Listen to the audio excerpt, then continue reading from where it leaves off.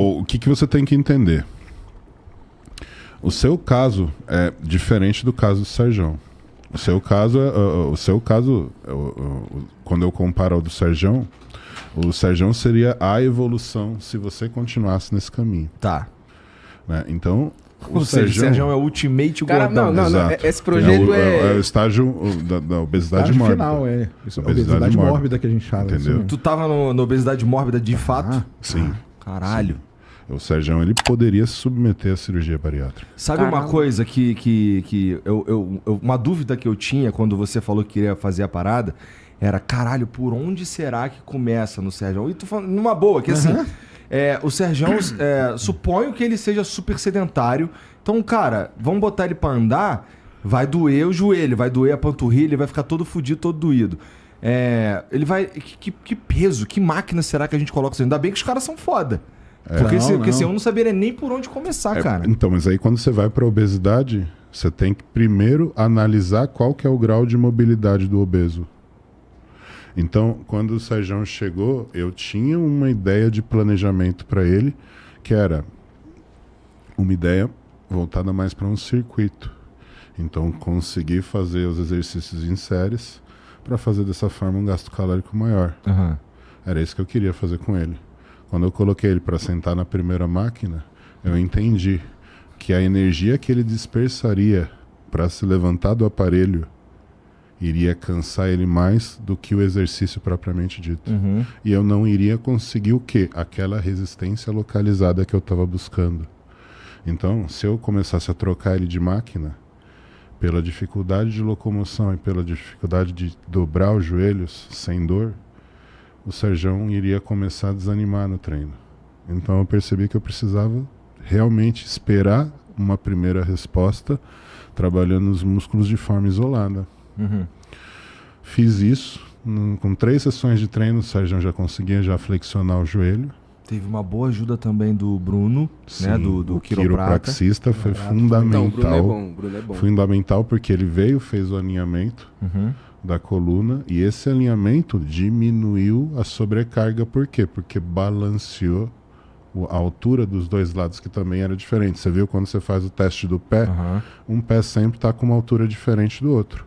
Isso é óbvio que influencia em todos os seus movimentos. Então isso era um dos fatores que prejudicava ele com relação à dor. Então assim, vamos pensar num carro, fizemos o alinhamento e o balanceamento. Agora sim, a gente pode colocar esse carro na pista, que ele vai conseguir ali render mais do que antes e não vai gastar mais um lado do que o outro. Feito isso, o Serjão começou a se desenvolver em todos os exercícios. E aí o que eu comecei a notar? Eu falei, cara, não vou começar a facilitar demais a vida dele, não.